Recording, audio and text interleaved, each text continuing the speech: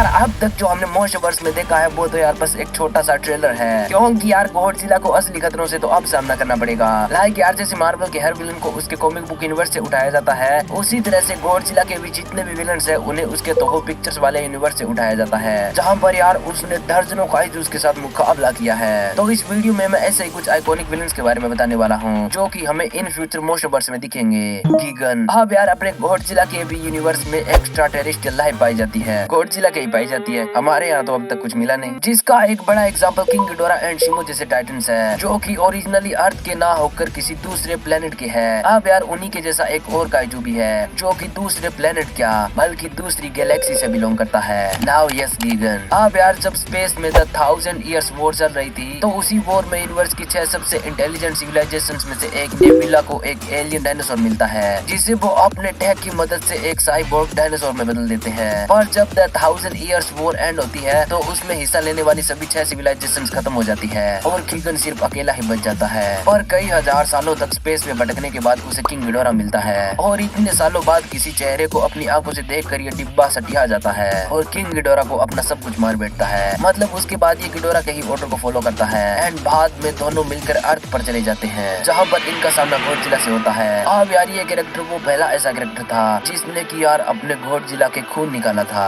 And यार अगर in future इसे मोस्टवर्स में दिखाया जाता है तो स्टोरी कुछ ऐसी हो सकती है कि गिडोरा ने गीगन को किसी दूसरे प्लेनेट पर भेज दिया होगा ताकि वो उस प्लेनेट को गिडोरा के लिए जीत सके और वो खुद अर्थ को जीतने के लिए अर्थ पर आ गया होगा, जहाँ पर आगे क्या हुआ था ये तो आपको पता ही होगा। पर कई सौ सालों बाद भी गिडोरा के वापस न आने पर गीगन उसे ढूंढता हुआ अर्थ पर चला आएगा एंड देन यहीं से हमें गॉडजिला वर्सेस गीगन पर एक मूवी देखने को मिलेगी, मेगालोन। तो आप देखो यार इस काइजू की कहानी थोड़ी सी कॉम्प्लिकेटेड है, क्योंकि वैसे इसका इंटेंशन गॉडजिला या फिर ह्यूमैनिटी को कोई नुकसान पहुंचाना नहीं था, बल्कि ये तो बस अपने लोगों की रक्षा करने के लिए गॉडजिला से भिड़ गया। अब कई हजार साल पहले लेमुरिया आइलैंड समुद्र में डूब गया था, जिसके कारण वहाँ पर रहने वाले लोगों ने सिटोपिया नाम की एक अंडरग्राउंड सिटी बसा ली थी, जो कि पूरी दुनिया से अलग जमीन के नीचे बसी हुई एक एडवांस सिटी थी। अब बिल्कुल उसी तरह से जैसे Godzilla king of the monster में हमने एक अंडरग्राउंड सिटी देखी थी। अब जिस तरह से उस अंडर वाटर सिटी वाले लोग गॉडजिला की पूजा कर रहे थे, उसी तरह से सिटोपिया नाम के अंडरग्राउंड शहर के भी लोग एक काइजू को अपना देवता मानते थे और उसकी पूजा करते थे, जिसका नाम मेगालोन था।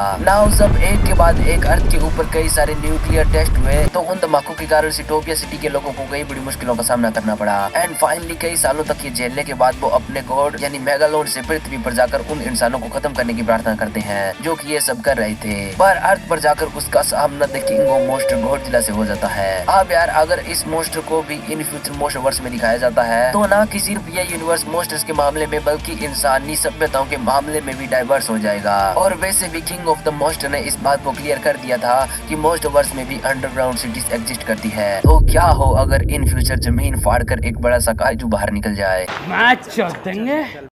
बायोलांटे। अब यार ये राक्षस वो पहला राक्षस था जो कि ना तो कोई काइजू जीव था और ना कोई बड़ा सा मशीनी उपकरण, क्योंकि यार इस कैरेक्टर के ओरिजिन के पीछे एक बहुत ही ज्यादा कमाल की कहानी है। मतलब डॉक्टर जेनिचिरो शिरागामी नाम का एक साइंटिस्ट होता है जिसकी बेटी एक बॉम्ब ब्लास्ट में मारी जाती है। अब शिरागामी उसकी डेड बॉडी पे कुछ एक्सपेरिमेंट्स करता है, मतलब वो अपनी बेटी की कोशिकाओं को एक गुलाब की कोशिकाओं के साथ जोड़ देता है, जिससे वो गुलाब म्यूटेट होकर इमेसिव तरीके से बड़ा होने लग जाता है। अब ऐसा करने के पीछे कोई और रीजन नहीं बल्कि अपनी बेटी की सोल को जिंदा रखना था, पर था ये अभी भी एक म्यूटेट गुलाब का पौधा। लेकिन तभी एक दिन शिरागामी उस साइड पर पहुंच जाता है जहां पर गॉडजिला की एक लड़ाई हुई थी और वो वहां से उसके खून के सैंपल्स को लेकर उसके डीएनए को गुलाब के पौधे के साथ मिला देता है और यहीं से जन्म होता है बायोलांटे का, जो कि यार एक बहुत ही ज्यादा बड़ा म्यूटेट प्लांट था एंड जिसके अंदर शिरागामी की बेटी की आत्मा थी। अब बायोलांटे एक बहुत ही ज्यादा पावरफुल कैरेक्टर है, क्योंकि यार इसकी पावर का अंदाजा आप इसी से लगा लो कि गॉडजिला अर्थ की तरह प्लांट बेस्ड लाइफ फॉर्म होने के कारण इसे खत्म करना लगभग इम्पॉसिबल सा है, क्योंकि यार अगर इसका एक छोटा सा टुकड़ा भी बच जाता है तो भी ये उसकी मदद से खुद को रीजनरेट कर लेगी एंड इसके अलावा ये अपने शरीर को गोल्डन पार्टिकल्स में बदलकर एटमॉस्फेयर में बिखेर लेती है, जिसके कारण अगर गॉडजिला या फिर कोई और भी इसे मारना चाहे तो भी वो उसे मार नहीं पाएगा।